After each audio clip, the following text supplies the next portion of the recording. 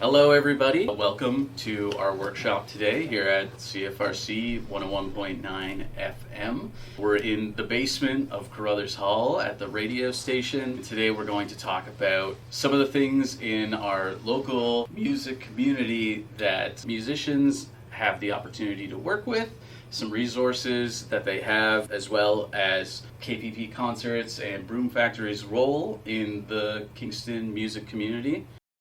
I wanted to start by laying out how you can utilize radio station to send your music to as many places as possible.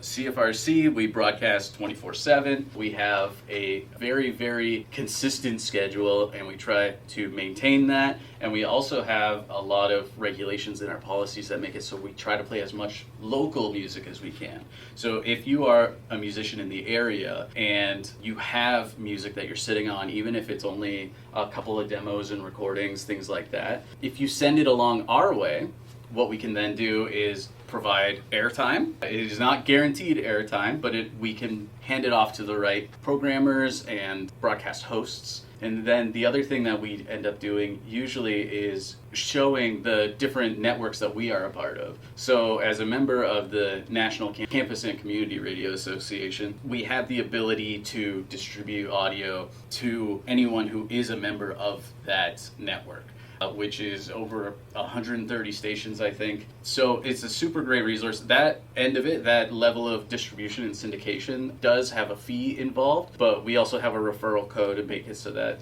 the first few uploads are significantly cheaper. And we can always get into details on that. You can always email me. My email is music@cfrc.ca. And there, if you send along even just general questions and inquiries about how you can get your music out there, how you can get it to other radio stations, independent radio stations, or even if you have questions about what I receive and what the standard protocol is for communicating and kind of promoting your music to an independent station to try to get as much airplay as possible, I'm always willing and able to answer questions on that. We also are working in collaboration with the City of Kingston to program release radars where artists are highlighted on a weekly basis of new music that comes out.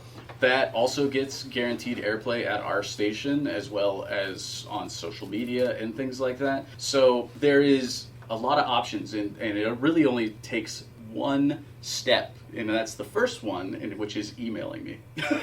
Sending an email, music@cfrc.ca, asking questions, and always, again, we're a resource, we're open to any kind of questions people might have about trying to distribute their music, especially in radio, but even to other lanes such as like podcasts, syndicated programming, and things like that. So I just wanted to remind folks that we're a wealth of knowledge because of how we deal with music in the music industry, and to please always think, if you have any questions or want to get your music out there, think of CFRC. All right, and that's my spiel, and now on to the keynote speaker, Marc.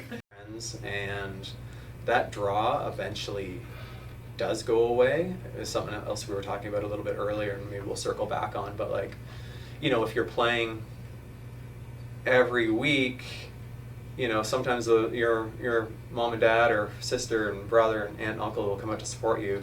They'll one day say they're no longer interested, or they'll probably come up with a better excuse than that. So anyways, all to say, our first show, I remember it being amazing. It was probably one of the best shows we ever played. I think anything that could have been purchased there, booze or pop or pickled eggs or whatever, it was all gone. So the owner, I remember, immediately said, come back the next week, let's do this again. And so I remember our second show was still pretty good, and he was happy with that. And but I know the numbers were probably half of what that first show was. So anyways, he agreed to pay for a PA for us from Kingston Soundworks, who we still work with to this day as well, if we were to come in and do weekly shows in there for bands. And so I think it was around week 4 where we realized we cannot play every show because just people are going to stop showing up. I think through those first 4 shows we had different local bands that were playing, so it helped, and they were all pretty good, but we knew for ourselves, like people that were coming into that show number 1, they were really no longer there by show number 4. But the other thing that happened around that time as well is that word did get out beyond Kingston that there was something going on, and people that were living, in like Oshawa or Ottawa had learned, oh, we play in a heavy band here as well. We'd always skipped over Kingston just because we never knew of anything really happening there, and so we started hearing from bands from out of town, and started injecting them into the roster of shows that we had coming up. So that's when it kind of felt a little bit more real. I guess we never would have called ourselves concert promoters back then. I think we still felt as though we were doing show trades, for our band. So a lot of these bands we were booking from out of town, they would reciprocate and book our band, which I think is something we can chat about a little bit later as well. Bands getting started, how they can get out of town gigs. But yeah, I think we when we ultimately found bands from other cities, I guess it maybe felt like we were real promoters when we started to get bands that were a bit more known. So I remember, for anybody who's into hardcore music, Silverstein was a band that was new back then, and they were out of that Southern Ontario hardcore scene I think they were Burlington or Oakville or that area, and it was like, I think there's been like documentaries on this. That was like there was a real moment there for that sort of music. And so Silverstein came over, and they were popular at the time. So when I'm talking about us using 477, this is like not like the Broom Factory or even the Grad Club. It was quite small. We could maybe cram 100 people in there, and the PA was just on the floor, and it was not nice in any way, and it was really devoid of character. Like, I mean, the nicest thing I can say is that we brought in some awesome bands, and the owner was amazing, let us do our thing, but there was no real drawing feature to it. I'm sure the sound was just brutal, but we wouldn't have even had the discretion to know that at the time. But Silverstein came over, I remember, and that kind of put us on the map, I think. And then I remember I think it was them, they had like Alexis on Fire stickers with them, and they're like, oh, there's this new band that kind of lives the town over, and they're really good, you ought to book them here. And yeah, actually, is that the show? No, this is the second time we did the show for Alexis on Fire, where I have the picture here. But so we did a show. We agreed to do a show for them, and it was by far like the biggest show we did back in those early days, and the first time we did a show outside of Club 477 as well. I won't get too into it, but it was up at the where the Giant Tiger is now. It used to be a giant country bar there, and you could fit 1,000 people in there. And so we had no idea what we were doing, but we sold 1,000 tickets for the show, and it was like both beautiful and awful at the same time. But anyways, I think tickets were like $8, and everybody was kind of learning on the go. Even Alexis on Fire, and they had just exploded. I think they had a cool video that had come out and that had really helped sort of propel them into cities like Kingston and regions further away from Southern Ontario. So after that, like I think Alexis on Fire maybe had a booking agent too. They were kind of new to a roster, so I feel like we were sort of put into like the booking agents system at that point, that we were, this reliable promoter in town, that we were mostly working with heavier bands, but we were known to treat them well and work hard and could be trusted to book some of these bigger bands. So it really just spiraled from there. And Virginia Clark, who booked at the Grad Club for many years and does Flying V, she was starting around then as well, so she was still pretty new too. So I don't think there was like independent promoters here that were really resonating with booking agents that were handling some of these bigger bands. So I think it was probably a good moment for Kingston. And there was another company called Rock Crew Productions that they focused a little bit more on commercial bands like Sloan and bands like that. They existed in that pocket of time too. So hopefully we contributed to Kingston attracting some of these bands during that era and afterwards as well. And I know Verge and Chris Morris definitely did. So where are we here? Does anybody have any questions at this point? I know I don't mean to make the short story long with the history, but if not, I can just keep going. Yeah, very good. So we I guess the next thing that happened was we ultimately started booking some indie rock bands too. So up to this point, it had mostly been heavier artists that we had worked with. But I remember getting an email. I think Alexis on Fire's agent also handled Arkells. And so Arkells were still very new. Like they probably, the first time we would have had them here, would have played a room like this size. And then I know we did a show for them over at Clark Hall when I think they had that song that has that line about Kingston in it, and they were just sort of taking off at that point. And it did sell out Clark Hall. I think Clark Hall still has the poster hanging up in their green room over there, and I think they actually did something special for that show last year when Arkells played the student show here. But so yeah, we worked with like bands like Arkells, and I guess at the time we didn't really, we kind of thought they sounded like the Constantines, and they weren't a famous band back then, but you could tell there was some buy-in from the industry in that they had an agent and a record label and publicists and like all these things I think that a lot of bands aspire to have. And within a few years they were playing the Ale House, and then a few years after that they were playing the hockey rink, whatever it's called now. So once we started expanding into other genres, this probably would have been, mid 2000s. I think our taste had changed a little bit as well, and we were into doing shows for bands like Manteca and other music that maybe we wouldn't have previously done in 2001.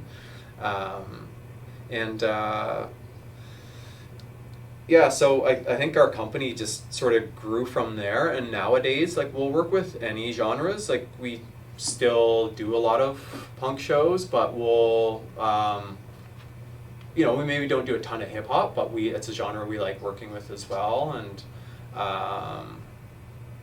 maybe put country in that same vein. We're not personally, I don't think any one of us is really fans of that genre on the whole, but it's also, we try to leave our personal tastes aside, I think, when we're helping artists, and try to work with all genres. And I think it's a treat when we can do a show like Propagandhi for a band that we've like always loved, and we get to do a sold out show for them, but we're certainly not exclusive to punk and genres like that anymore. So I guess I'm also just speaking of our experience, and I know there's many different ways to start a promotion company. I think you can even go to school for it now. You definitely couldn't have 25 years ago, but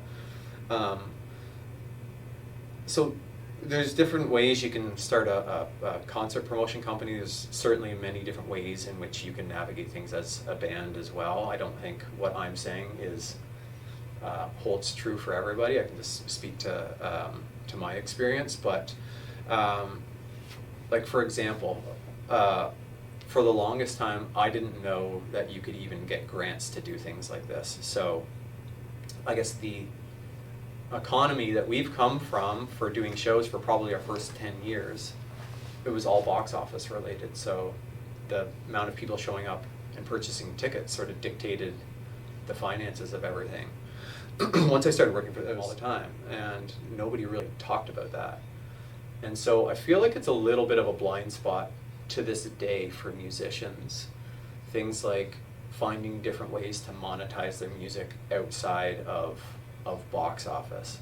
And I'm not going to sit here today and say I have the recipe for success, but it's like, I think, and we can circle back to this a little bit later as well, but grants is something that I encourage all artists to look into, regardless of genre. And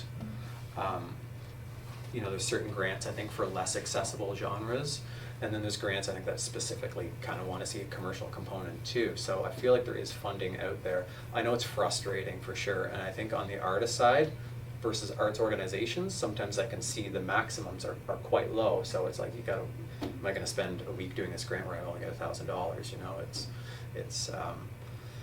It's not an easy road, but I guess just flagging the idea that when we started KPP, we didn't know anything about procuring grants, and we never thought that anybody would want to like sponsor what we're doing or anything like that. So it was heavily reliant on, the economy of box office funds. So I guess when I say if I mention like the live music industry, that's the world that I know, where it's promoters and management companies and booking agents kind of working together to create a show where there's a ticket price attached to it. I would fathom a guess that most people's favorite bands do come from that world where you are going out and purchasing a ticket to see that band in, you know, a Grand Theatre or a real venue. But there's certainly ways to exist as a successful musician outside of that as well. Like, I don't know if in my time, I think he's still around actually, but there's this guy named Smitty who used to do, he played up at the Brass. Mm-hmm. And he'd just play like the most generic top 40 covers that you'd ever hear. He was good and he was personable and kind of funny. I think he's still around town doing that, and he's probably got some other, you know, weddings and corporate gigs that he does, but to the best of my knowledge, he's like, from the time he was in his early 20s, and he's older than me now, I think, he's been doing this and making a living at it. And I don't think, there's no diss on him, but I don't think people normally pay a ticket to see him, but he does have a fan base, and he finds these pockets of restaurants and pubs and different avenues and where he can perform and get paid well for it. So anyways, hopefully that didn't sound negative. It was meant to be a compliment how he's managed to forge a career for himself, and you know, a little bit different, but somebody like Finney from the Mahones, another local band, they would be a little bit more traditionally, I think, in the live music world where people are paying like a ticket to go see them, certainly in Canada. But I bet you the Mahones have played more countries than any other band, including the Hip and the Glorious Sons put together. Like, they are a worldwide global band. And I think he gets, when he's over in Europe, I think he's got a lot of tour dates where it might be a little bit like the Toucan. You kind of go in, it's free, there's no charge, but he's getting, you know, he's probably generating a lot of alcohol sales for the pub, I assume, and they're able to pay him a hefty amount. So, so there's different ways you can certainly go about being a successful musician that exist outside of people having to buy tickets to see you. But I guess there's a long way of saying KPP doesn't generally operate within those systems. We've typically operated within the construct of there being a ticket, and you've traditionally, you know, buy a ticket, go see band and venue, and that's kind of the economics of the show. If anyone's interested, I can quickly go over to like how, you know, use any show that we have coming up, how it goes from, you know, point A to point Z in booking a show. I don't know, is that, yeah, I mean, that's kind of like a basic question. But yeah, like, can you, I think related to that, can you sort of talk a little bit about the like business model of a concert production company? Yeah, absolutely. Like, because obviously, like, I don't know, like, I've played some shows independently. I've played some shows where there's a production company around. Yeah. I've played some shows where, like, I was in a metal band for a year, and, you know, it was the type of thing where you play and there's this big headliner and then there's 6 other bands, and so that was an experience. And I've also played the like jazz in a corner at a restaurant gig where the restaurant's just paying you you know, $100 and a plate of pasta to just be there for a couple hours. So I don't know, but like from your side, it's like, like how do shows at the Broom Factory work? How do shows at the Grand Theatre work from a concert production standpoint? Yeah, I mean, I can maybe I'll just quickly go over like even how a show happens, like, you know, from the time a band like Propaganda or whoever, it's Manteca, whoever we want to use as an example, ends up from being in their hometown to like getting on stage in Kingston. And then I can maybe like talk a little bit about the business model for a promoter. Sure.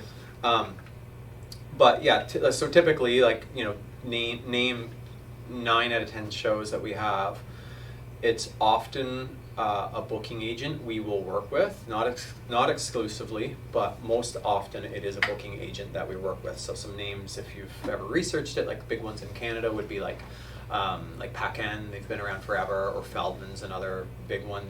Those 2 agencies alone, you know, probably book a lot of the big bands that, you know, that tour in Canada. There's a lot down in the States as well, but we do work with Pacan and Feldman Right. a lot. So the way it would work would be if they have an artist that's looking to go on tour. Nowadays, they would send me an email just saying like, "Hey, I have Propagandi that's going on tour between this date and this date. We would love to see if Kingston would work for them. Can you let us know if you have any venue availability? We're looking to play rooms minimum this size to like Right. maximum whatever. And so if you have some availabilities, can you put holds on those venues?" That's kind of a step one. And then if they're like, "Okay, cool, it looks like Kingston could route on this tour based on your venue availability and whatnot, can we get an offer from you?" So that's kind of where the business side of it starts. Right. And so when you send an offer, like you're trying, it's essentially a mutually agreeable contract that you're making with them. They want Yeah. to see that their artist is making a minimum amount, usually. Mm-hmm. And I can even get more into this later if it's of interest, but they'll, and I think I have a slide here. Oh, I do. Anyways, so we'll send an offer over to them, and then it's a negotiation from there. So sometimes they'll say like they'll give you some points to work with. They'll say like typically in other markets, ticket prices have traditionally been this to this. We're like okay.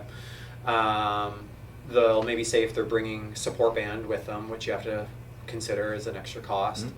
They'll often tell you, and this is a negotiating point, but they'll say, let's say it's Pearl Jam or some famous band that we actually have never worked with. They'll say like, we need $5,000 for like fancy champagne and caviar or whatever, right? Yeah. They're kind of like Lollapalooza rider or whatever. Yeah. And so they'll send you everything kind of on their wish list, and then we'll come back and be like, okay, that's great. As you can see, this is not Lollapalooza, this is the Broom Factory, so we can only fit a couple hundred people in here. That kind of caviar that you want doesn't exist in Kingston, and it's so we're like this is what we can do in this particular case. Oftentimes, if the guarantee and the money makes sense to them, they're pretty negotiable on the caviar and stuff like that. Actually, I've never seen caviar right. But they're generally pretty easygoing on things like what the catering might look and some of the more finicky points, and those can usually be negotiated as long as their fee is reasonable. Kingston's a weird market as well, and I know more so when we were starting up, we would get a lot, and to this day I guess still, we get a lot of Mondays and Tuesdays, like Propagandi's on a Monday. Right. And that's probably because they're making a lot of money in Toronto and they're making a lot of money in Montreal and maybe a bit more in Ottawa too, and Kingston's a bit of an afterthought, which is fine by me because they usually will play for a little bit less, and sometimes in a smaller venue as well. In Kingston audiences, we're friends with promoters in other markets where we can compare notes and see how many people are coming out. Kingston's got a lower population, so our audience size is usually a little bit less here. So, it seems fair to me that we would pay less for an artist as well. So, and that's usually the way it is. Like, I don't know, I can't say with certainty on every show, but most artists that are coming through Kingston are probably playing for a little bit less on a Monday or Tuesday than they would be in Toronto. So from there, let's say they accept the offer, we kind of negotiate things back and forth. There's some other funding, to certainly do so. And then that might help pay for the gigs for them that where they're maybe not getting paid enough, or maybe even they play some free gigs if they know they're being compensated elsewhere, right? So so this is like a slightly theoretical question, but at a certain point will be like really realistic to me and stuff. Like bigger venues in Kingston, even anywhere, like as an independent artist wanting to play the Grand Theatre or the Bader Centre, it's like, you don't contact them. You would want to probably contact like a production company, or do you? Well, you could. What are they called? Celtic band, Celtic Kitchen Party. They did a St. Patrick's Day show there last year, and at the Grand. Yeah, and they sold it out. Right. So I didn't ask for the balance sheet, but presumably Sure. they made some money. Yeah. And because it wasn't free. There was definitely like it was kind of Grand Theatre prices. Yeah. Excuse me, but so Yeah, I mean, I guess that'd be a question for the Grand. I don't know. My sense is they probably rent out their facility more to organizers and production companies versus independents. Well, when you see all the people Yeah. playing there, you're like, yeah, this is all international. These are all international artists. Yeah, You know? and I know the Grand, they have like that program, what's it called? They have a name for it. It's like their series. So, Yeah, they have a big series, so and they have an they'll- opening. and all Yeah, that for stuff. sure. Yeah, so I mean, I think it would be daunting for sure being a smaller local band trying to do a show. I honestly, I don't see it happening other than Yeah. the example I just gave, and I think they played into the fact that it was St. Patrick's Day. Oh, yeah. And it worked out well for them. Yeah. But, you know, bands like, I don't know, The Wilderness or somebody Yeah. like that who have a good fan base in town who like pay to see them, like I don't see them renting that space, and No. it is expensive.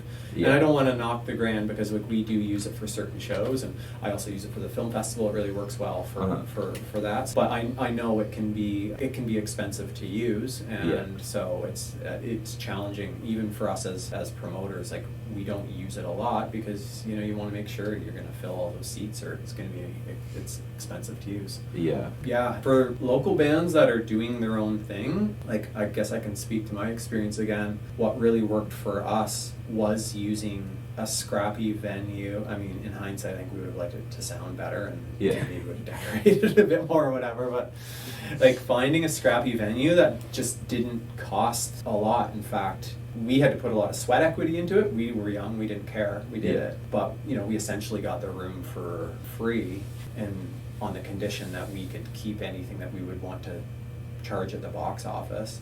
I would say, in my experience, that is a common way that a lot of bars operate, but it also brings in a whole other idea of alcohol kind of fueling the music industry, Yeah. which I feel like beer at certain points over the years has been, I mean, we don't do it, but like has been compensation for our band. Oh, we can't pay your $50 gas money, but we can give you a case of beer. And we're like, okay, Yeah. you know? Yeah.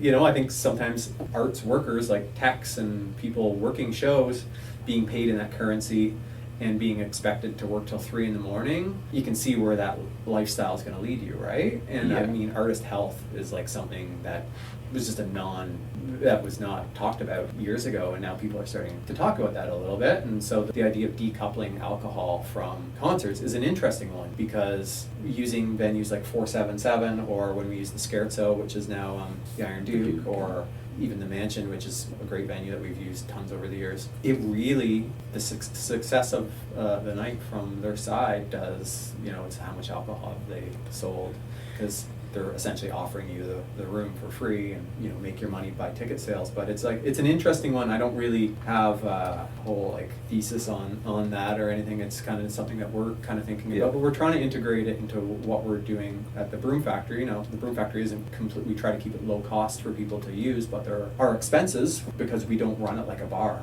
You know, Yeah. like there is a cafe there. So we're kind of existing in this weird little in-between space where we're not expensive like the Grand Theatre or anything like that, but we're not free like the Toucan or the Mansion. Yeah. But our shows are all ages, so you can bring up kids and nobody needs to drink. Like, also. the Broom Factory is a separate entity to like KPP Concerts. It is, yeah. Yeah. So we're technically not owners of the space. We're just tenants in the space. So Yeah. you know, we handle a lot of the music that comes in there, but not So exclusively. yeah, it would be like if I, for example, wanted to play at the Broom Factory, it theoretically could just be like a show at the Broom Factory. It wouldn't be Yeah. like a KPP In fact, show. we want more of that. Yeah. Since opening up, we've wanted to keep it pretty busy in there, and I know Virginia Clark and from Flying V is doing a lot of her shows there, and KPP is, and we definitely do some independent rentals as well. But I think we would like to get to the point where we had more independents doing shows in there as well, to take a little bit of the lift off. I think we feel a bit of an obligation to keep it busy. Yeah. But it would be nice to have some other promoters working in there too. So How I much think does the it next- roughly cost for like an independent show? We usually charge somewhere between 500 and 700, depending on what the needs are. Yeah. So if it's fairly low needs, like one thing that we don't really want to budge on is the professionalism of the sound. Like we want to make sure that there's a competent tech there that'll make it sound good. So we have all the gear, but we still use SoundWorks to this day. So let's just say like 700 at the top or something. and that's everything. Like that's the end of that transaction kind of thing. Like 700, that pays for the bartender, everything, the person at the door, tickets. Yeah. So we'd often, if it was your show, we would usually recommend like you to sell the tickets, or so you have control over the finances. Yeah. So we'd often, if it was your show, we would usually recommend like you to sell the tickets and stuff like that, just so you have control over the finances. But, we had an artist there last night, and I'm gonna butcher his name. I think it's Alex Mersk. I feel bad because he was clearly famous because it was sold out. Alex Mersko. Okay. And he's a guitar player that does like a lot of that kind of open tuning sort of stuff. And I think it was from Russia.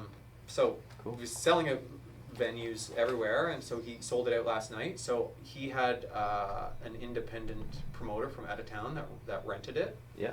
And they clearly did something right because it was sold out, and I think they charged $25-$30 and sold the place out, and paid us to use the space, and walked out with a professionally run show. And I don't know exactly how much he made, but I think it was quite a bit. Yeah, totally. So we're trying to also make that space. I guess just to dig into what we're doing there a bit more, because we've all played in bands, and so we're trying to view it through the artist lens, but we're also promoters and know at the end of the day, like in order to keep the lights on in a building, you need to, there's things you need to do as a promoter as well. Yeah. So we're trying to see both sides, but other things that we're doing there to keep it artist friendly is the all ages thing is very important to us. Right. And we're noticing that younger demographics, to me it seems insane that you can't go out and see your favorite band because it's in a bar. Like I think when I was a teenager, and this is not a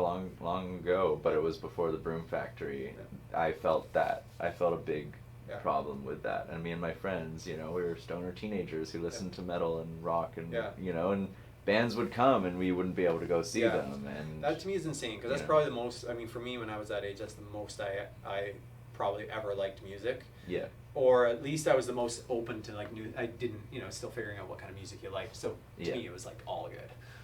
And so, and usually those kids that age, if they have a bit of money, they're hopefully not buying beer. They're, probably gonna buy a T-shirt or a record as well. And we're noticing like people my age that even have like younger kids, and maybe never even seen a band before, are coming out. And so that's we're like, that's like 2 or 3 tickets that we're selling, and whoever that kid sees on stage is generally kind of starstruck, and they're buying that merchandise. So the all ages thing has been really welcome, especially by bands, like let's say Cancer Bats or Daniel Romano or somebody like that who we've been doing shows for years and years and years, and they've traditionally been playing bars, and they've come played there, like, oh, this is refreshing to get to like. Or the Snotty Nose Res kids, sometimes they play to a pretty hard crowd, and front row at their last show, there was like these kids that were like, I don't know how old you are when you're 3 feet tall, but they were very small people. And so I think it's refreshing for them, and the shows end early as well. So when we're just talking about some things like artist health, not making arts workers or artists stay out till 2 in the morning to finish their set or to get their payment. The show is done at 10. The toucan's still open if you want to keep the night going or whatever, but we say the concert's done at 10. And to me that's a much more accessible and an inclusive time. People want to party, they can go do that afterwards, but like if you have to work the next day, especially if our shows are on a lot of Mondays and Tuesdays, you have a fighting chance to be in bed probably by 10:30 or 11, and bands can have greater freedom to, like, if they need to hit the road, they can do that, or if they need to get home because they have to work the next day or whatever, they can, and not feeling the need to like hang out with like drunk people all night too, because I don't know if you've ever been in a bar when everybody there is just like drinking beer, doing whatever. It's like kind of hard to be around those people at 3 in the morning when you're not in that same headspace. So it's I feel like that's another refreshing component to it.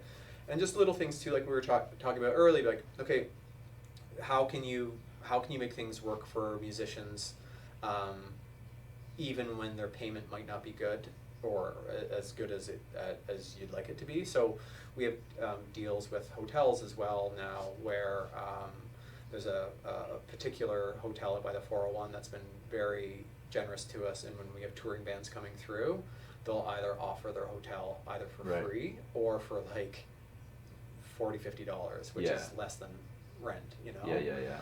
So we've had some bands that have come through on Mondays and Tuesdays. We're like, oh, we know you're kind of new to the scene here. You know, maybe the guarantee is not quite as high as you'd like it to be, but we can get you free hotels. They're like, oh my God, we'll play Kingston any Monday night on the way to Montreal. We can get free hotels. So just try to think of things like that a little bit more, and you know, how can we get bands fed as well so they can truly come in. Yeah. And whatever they make off the door is going into their bank account and not going into other costs. So, and it's still like we've for 23 years used other people's venues, and now we feel like we're a bit of we were part of the conversation for developing this new venue. So we're like every time we have a headliner band in there and start talking to them, one thing I always say is, even if they've had a good time, like, what can we do to make this better for when the next time you come through? And we try to implement as many of those things as we can. So it's still a bit of a learning curve for us. Cool. Yeah, I don't know. Is there anything else I should, like, I feel like I've kind of just scratched the surface on a lot of things. That answers all my questions, personally. I have a question about, you said that probably 9 times out of 10 when you're booking a show through KPP, right? That the person that you're in contact with is a booking agent, right? At least the shows that come to fruition. I imagine there's a lot of offers that happen. Yeah. But, so what, is it the volume of requests that you get that makes it so that it's, you know, 9 times out of 10? Or is it, you know, how people approach the venue or the promotion company that makes it so that those offers from a booking agent are more viable than an independent artist? Yeah, and I don't know if that's truly it 9 times out of 10. I guess I meant to insinuate, like, most often we do work with booking agents. Yeah. I guess working with booking agents hopefully doesn't come across as like lazy, but most artists that have a booking agent, they seem to have a bit of a track record, and in terms of, like, you know, having established themselves to a certain level, and, you know, even if they haven't played Kingston, they'll often say, well, when this band played Peterborough, you know, they have roughly this many fans there. When they play Ottawa, they have roughly this many fans there. So they do have a bit of an established track record. Oftentimes, when you have a booking agent, you'll have a publicist or a record label and some other industry behind you. So it generally means that there's been a bit of buy-in into this band. And so on the promoter side, like, we can put up 1,000 posters for, and have certainly done this before, for bands that nobody knows, and that's not going to automatically mean people show up.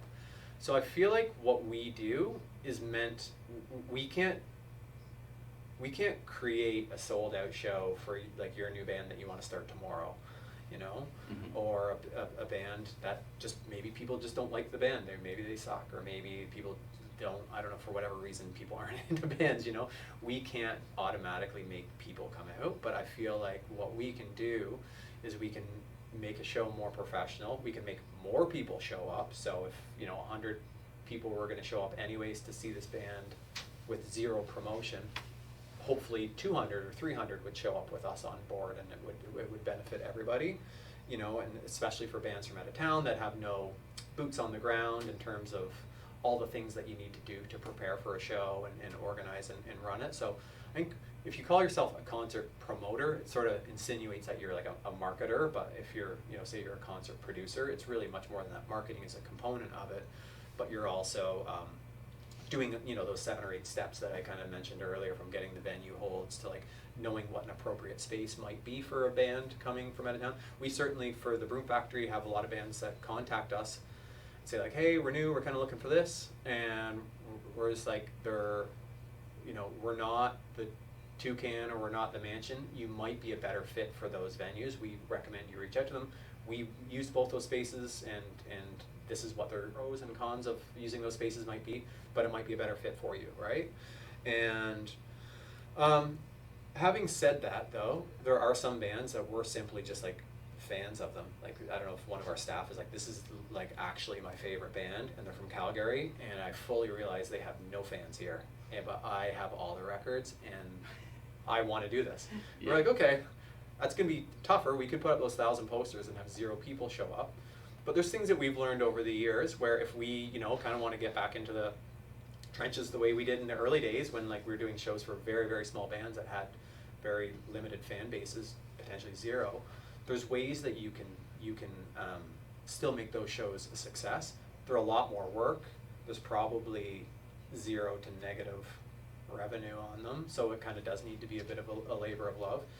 And we definitely do those from time to time. So, you know, things like making sure that there's appropriately paired local bands on those shows that are gonna hustle to help bring people out, making sure that costs are quite low.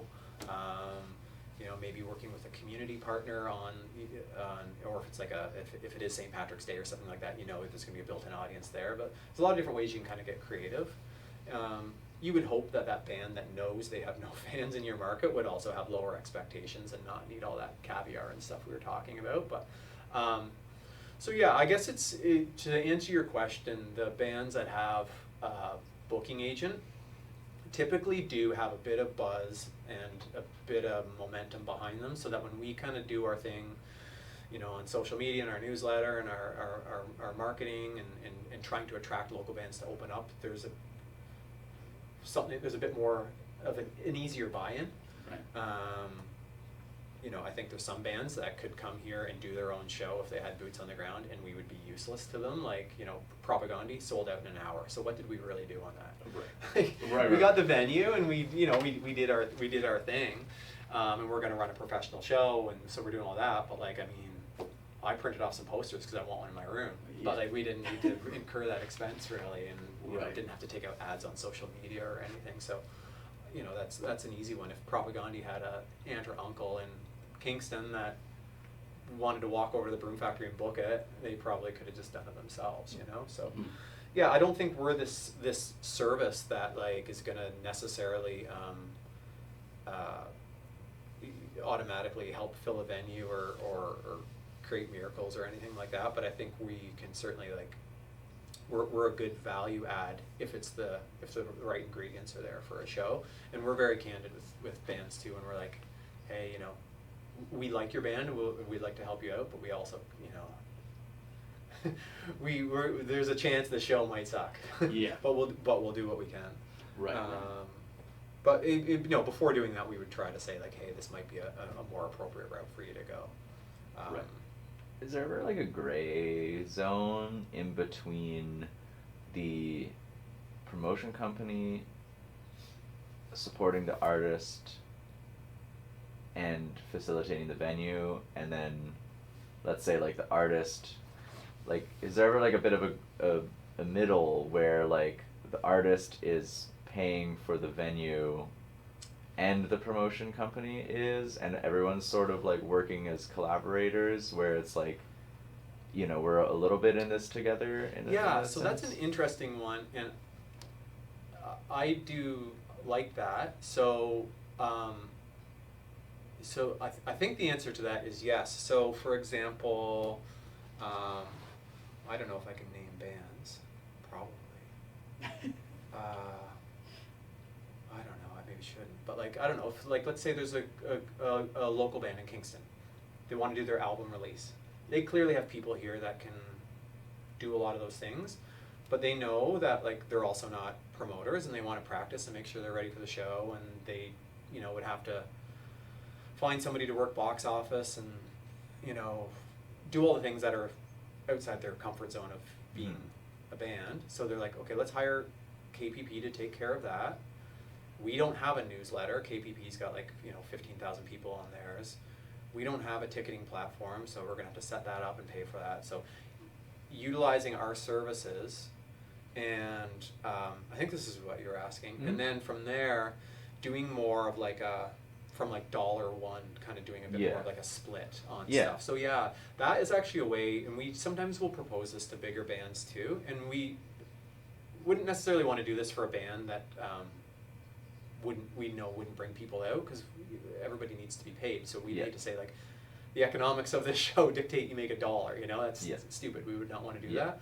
But for a popular band in town, yeah, they would stand to make additional money if it was just like a split off, like dollar number one Yeah. at the door, and we're like, okay, we're gonna carve out, you know, the $500 to the venue here, 10% for us doing our thing here, and then like you take the rest and make sure you're, you know, maybe the opening band gets this percentage. So yeah, there's Yeah. ways to kind of operate outside the traditional box on things, and sometimes we like doing that with headlining bands, and they will agree to it as well.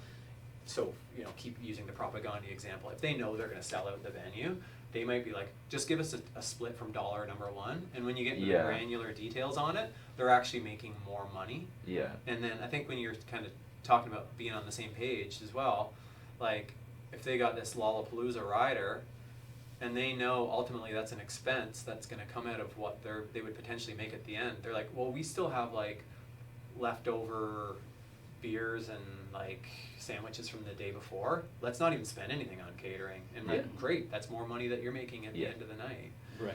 And they're like, okay, you know what, we don't need like some of these bells and whistles that are on our rider. And so yeah, Yeah. for sure, I feel like it is a bit more of like a we're all on the same team mentality, when we know like the more we can reduce costs without compromising the value of the show is going to mean more money for everybody. I really like that. It doesn't, you know, I can't put a percentage on the amount of times that happens, but Sure. we do that deal sometimes as well, and I do like it. It's kind of like win-win or lose-lose. You know? Yeah. So. The only other questions I have are for you, Chancellor, about the Yeah. radio stuff. Yeah, for sure. I don't know if that was a good time to. Yeah, no, for transition, sure. Or, I guess so like I've always known like Dave. He's like a family friend. Yeah. And like Swing Swang Swung is like kind of the jazz program on CFRC that I like am aware of. But like there's definitely other times that I have like tuned into CFRC and I've heard jazz. Yes. You know, and it seems like there's, and even with like I don't know, I view jazz like in when people talk about like genres and stuff, like I view it the same as like punk and metal in a different venue, because you're dealing with similar numbers, but just it's a niche genre, and you're always, especially if you're doing like modern jazz, like if you're doing like croonery shit at a casino, it's a bit different. Yeah. But if yeah. you're doing like modern jazz, it's gonna be, people are gonna have to be a bit hardcore to get into it, you know what I mean? Yep. Yep. But I'm noticing like there's a lot more in the like radio, like community radios, like people are playing more cool types of music, like jazz and and like weird types of world music and harder types of sounds, and like just like aggressive music like that people are really creating. So I guess like how do I know, because I know Dave and I have like a personal relationship, I can just email him and say, hey, can I come on Swing Swang Swung, I just put out an album, blah blah blah. Right. But like is there like, I know like there's like Shed Progressions is a cool jazz program on CFRC. Like how do I get in touch with other people, because I just know Dave, I have his email, but I don't have any contact for anyone else who does jazz in CFRC. For sure. And so since we're volunteer based, all of our hosts, we kind of ask them if they want their contact to be public at all. For sure. And a good chunk of the time they don't. They would rather it be vetted in some sort of way. Yeah. And the reason for that is because once you have something out there saying, we're accepting music, it's all day. You're just gonna it's nonstop. Yeah. And with stuff that just it just fills your inbox. You miss tons of things, right? Yeah. And so a lot of people would much rather it was a more curated connection. Uh-huh. So what I tell people to do is, if you send that information to, say, music at CFRC, right? When you do that, if you say, I'm interested in interviews, I'm interested in promoting upcoming stuff, Then what happens is, you know, in this case it would be myself, and it would be the music department in any radio station. Cool. Will then take a look at their programming and think, who would this fit with? What is their taste? Who would make the most sense? And whose audience would, you know, stick to that the most? Right. So it's not like, you know, I get a country music artist say, and it's like, oh, Indie Wake Up Call in the morning would love to have that. It's like, I take that and I go, no, we have programs that are much better suited for it, where people tuning in, if they tune in regularly to that program, they know that, you know, especially if a programmer gets really out there with their program. I love that, and I love sending people to them because they're obviously huge music nerds. So they love to have an interview or to talk about music, or even just to play some tracks from an artist that is doing something kind of weird or offbeat in any sort of way. So yeah, there's a bit of a vetting process, right? Cool. But the fact that, you know, I tell people all the time, and people look at me like I'm crazy, but anyone who works here, we're listening almost all the time. So we know our volunteers and our broadcasters like the best out of anyone. And so if we think somebody would fit into a program, even if it isn't, you know, like if you're doing jazz stuff and you think, oh, you know, Dave Kuhn at Swing Swang Swung, of course. There's also, you know, we have a ton of younger volunteers who also... That's sort of what I'm getting at, because I love Dave, and I love his show. Of course. And I've been on it twice now. But it's like, I get the text from my old family friend Audrey, who's like, I heard you on the radio. It sounded great. Which is like nice, but I'm you know, I'm 25. I'm making my own music. I would love to talk and have my music heard by, like, I would love to see that Instagram follower who's like someone my age and in my demographic of like, oh, that's cool music. 100%. You know what I mean? So it's and it's a lot harder too, like, to get to that point. It's a lot harder with, you know, younger programmers to get in touch with them as a musician. And the reason for that is because a lot of the time these people, when they get into it, they don't necessarily want to put, you know, they're a little more savvy with how the internet works, so they don't want to put their name or their email out there because they don't want to get inundated with requests. They're well aware of, you know, again, promoting yourself as I accept music on the internet is, you're setting yourself up to fail. So usually, and what does happen is I will get an email from, you know, a musician, especially if they're local, and they say, and they want to promote something or have an interview. They have something in mind coming up, or a concert or something that they want to talk about. And then I look at, you know, our peak listenership, and then I compare that to who the program host is and if I think it's going to be a good fit, and I try to fit people into the spots, into the programs that, you know, they're going to get the most out of. Well, I'll definitely be sending emails to you and to that email. Because, for sure. Because I like Dave, and I can just do that. Like Dave just said, you have an open door. Like anytime you want to come hang, like just whatever, you know. So that's great for Saturday at 2 or something. But it is good to sort of branch out, and I also I really appreciate the CFRC. I've always listened to the CFRC as, like, you know, Kingstonian or whatever, but I don't know, I think like every musician, every artist in Kingston should be like using the CFRC as like a major promotional thing, and I know there's a lot of people who are, but I think everyone should be, and it's surprising that people don't. Like, however many those people are, it's surprising that they don't. Yeah, I feel like a lot of people have gotten lazy with like social media now, like whether it's bands or promoters, they'll be like, I'll just put it on Instagram and I've done my thing, and I feel like that's kind of insulting to like promoters, because of like that's not the way you do it. And I realize some shows might sell out with an Instagram post, but that's not the it's not doing how a disservice, I think, to bands by only doing that. And the thing that I tell people, especially if a band, so this happens with especially, like, I'm talking younger bands, like teenagers and stuff like that, and they're kind of saying, well, is it worth it to, you know, get my parents to drive us out to talk about the music that we make in order to, maybe have a couple of people tune in and be excited about an upcoming show. Like, is it worth the time? No. Yeah, like they're literally just like, is it worth it? Like, what's the point? And the thing to try to reaffirm like our position in the community is that like any kind of press like that, be it an interview, and again, it's not about the immediate reaction all the time. So sometimes when you do an interview with someone, it's not like, oh yeah, this is going to generate tons of hype right away.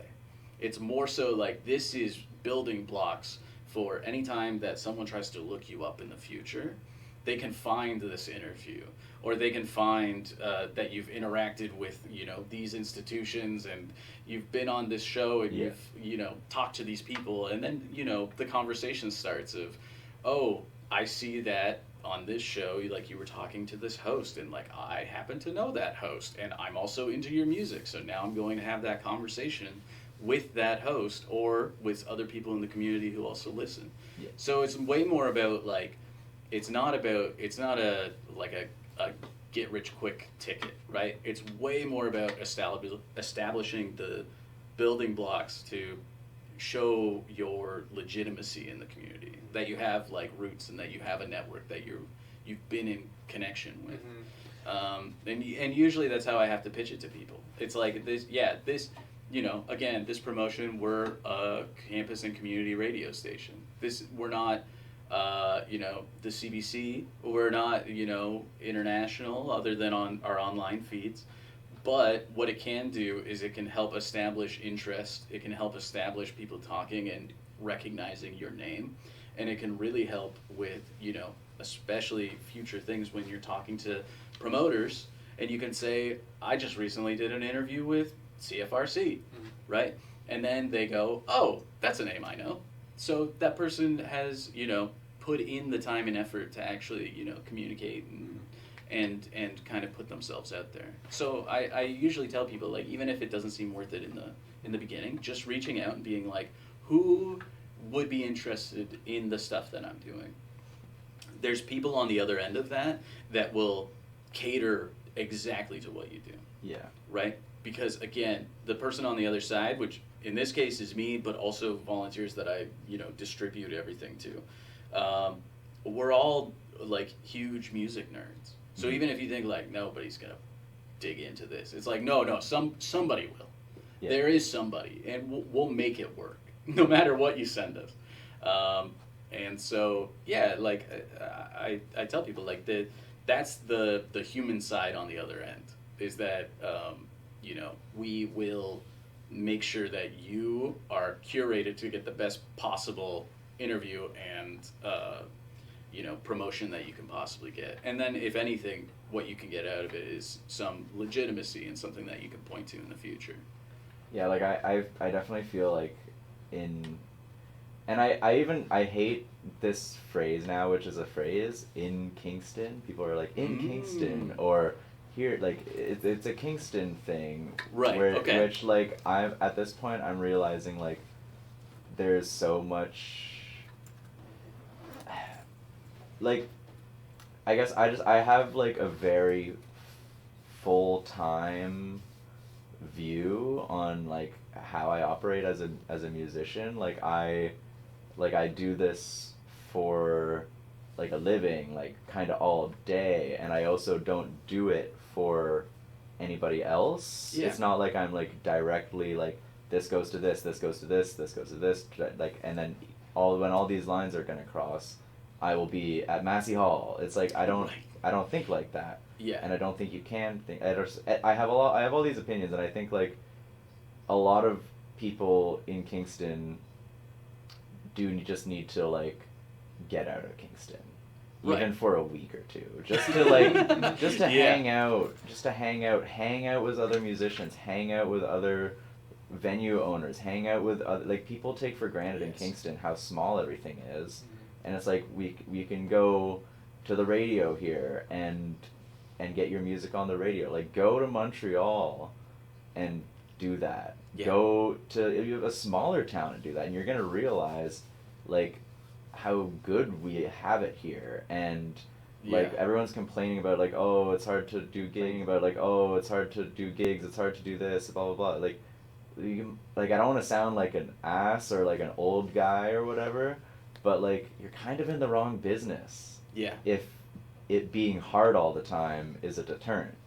Oh, because, yeah. like, it is hard all the time, but you don't do it for that. Like, I don't know, I'm, like, everyone has their goals, everyone has their manifestations, everyone, like, obviously, I, like, you know, everyone had, like, in my mind, I'm like, by 30 it would be nice to do this, or by whatever. Like, everyone has their own goals, but at the end of the day, like, we are all just people living in a scene, and it's the same everywhere. It's the same everywhere. Like, I don't know, I just find, like, the amount of work everyone has to do to get any level of success in the real world is just this. It doesn't matter if you're in LA or if you're in Kingston, that level of work is the same. Right. So I don't know, I just think that, like, sometimes people, you know, are in Kingston are just sort of, like, a little disillusioned with that, and I'm not, like, then what we get into, I think, in Kingston and in smaller communities is this sort of zone of, like, I don't want to be a hobbyist, but I also don't want to, like, break my back promoting every single show and all this stuff. So it does get hard to, like, maintain a level of, like, seriousness, but I think in Kingston we are so blessed to have, like, CFRCs, things like this, where it's like, it is relatively easy to get your, I wouldn't even say relatively, I would say it's very easy to get your music on the CFRC. And your music's on the radio, so then what are you going to do after it's being played on the radio? Like, it always boils down to what work you're going to put in. And, like, I don't know,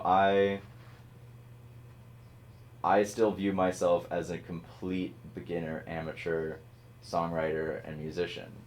You know, I'm a professional musician in the sense that if you want to hire me to play music for you, I'm going to be a professional. But as an artist, I'm a complete beginner and an amateur, right?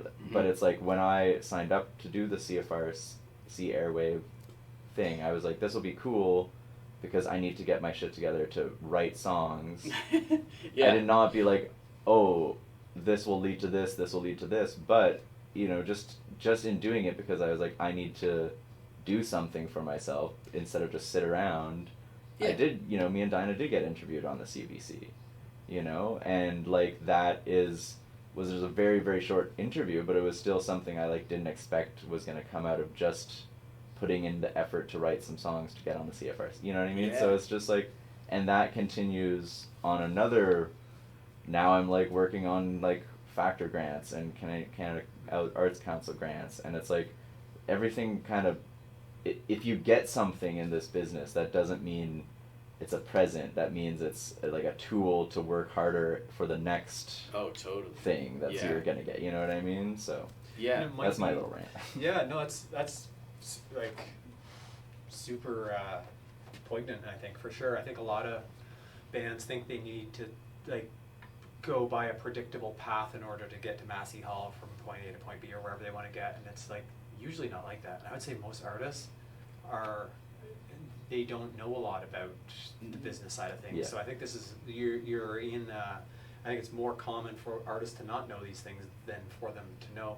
Like, definitely. And I know for, like, you want to kind of go through the motions to get from point A to point Z, but, like, for somebody like Bedouin Soundclash, who I think from the outside it seems like they were the small band that just, like, worked really hard and you know, started playing bigger venues and then got really famous. They actually had, like, the turning point for them was somebody heard one of their songs and Zellers bought it for a commercial, that song, Hey Hey Beautiful Day, and it made them a ton of money. And so they weren't expecting that whatsoever. Who knows? Maybe the person heard it on CFRC. I don't know that side of the story, like whoever owns Zellers or who made that call.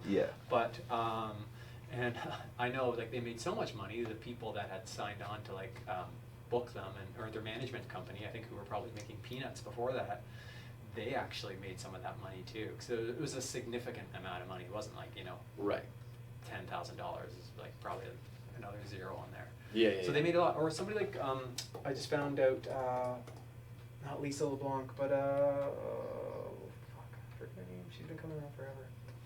So right now this story's gonna suck because I don't remember her name. But We'll do a voiceover later. Yeah. I'll remember her name. Yeah. But she just had a song on TikTok that went like massive, and she's in her 50s now, and it's just like kind of slugged it out. She plays at the Toucan here. She's played the Grad Club. She's played the Mansion.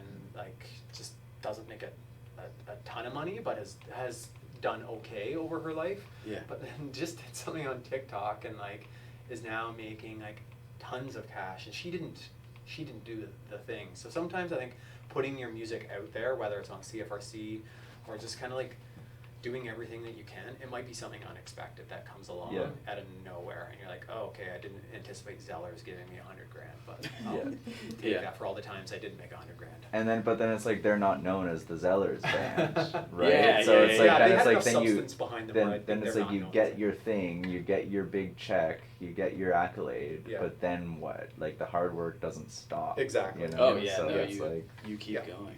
Yeah.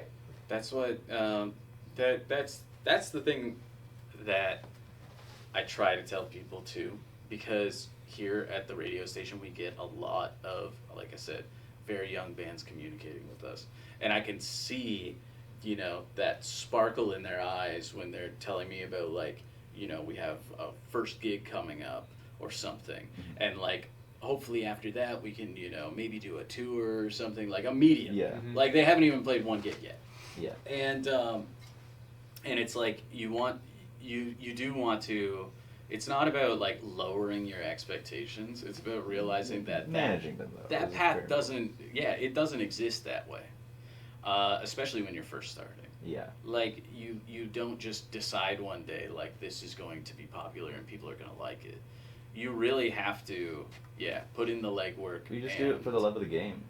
There has to be some level of, just doing it because you're passionate about it, doing it whether you think it's going to be successful or not, and even as a professional and wanting to get paid, you still have to. It's just about doing it, right? Taking the opportunity when you can, because then it opens opportunities. And this is not like a do it for exposure. Like, make sure that you're, you have some discretion. Mm-hmm. Yeah. But at the same time, like the opportunities that you might overlook, like a radio station, realize that, there's a lot that can be learned just in dealing with a radio station for the first time. Yeah. Or dealing with a concert promoter, or reaching out to a venue and learning like how that process works. There's a whole lot to learn. Yeah, I think I know, like when we were on CFRC way back in the day, one thing that I took from it was like we were never equipped to like know how to talk about ourselves as a band, so it gave us the opportunity to be interviewed by, I don't know if it was like Eric or Stu Mills or somebody that was way more professional than us. We probably went in and made fools of ourselves the first time, or just like, so you're sometimes, as an amazing musician, I think the more success you have, the more people are going to want to ask you questions, whether it's actual press or just a fan or whatever, right? And you're not comfortable sometimes talking about yourself like that. So I think it's a platform for new bands to come in and be like, oh, well, I never really thought that anybody cared about that thing, or I don't know how to even describe my music properly or whatever. Yeah. So it's I think a good tool for that as well. Yeah, for sure. Cool. Well, thank you, everyone. Yeah, thanks, Mark. Yeah, It was it's fun. fun. I have to ask, Yes. what was your metal band's name? We're called I Hate Sally. I Hate Sally. They rock. They were good. Yeah, we got to we They're kind really of got good. to like I think we got to a level where we were often the support band on really cool tours, Right. which didn't really. This guy knows our band. But we never got to the point where we could do any like real long, substantial headlining tours. We had maybe a pocket of like 10 places in Ontario or in Quebec that we could make some money. Yeah. But then we were got on listening some, to you guys in Belleville. Yeah, and we'd go over to Belleville and like people cared about us there. Like Yeah. we're talking, like small shows, like 100 or 150 people, but we could headline and do okay there. Cool.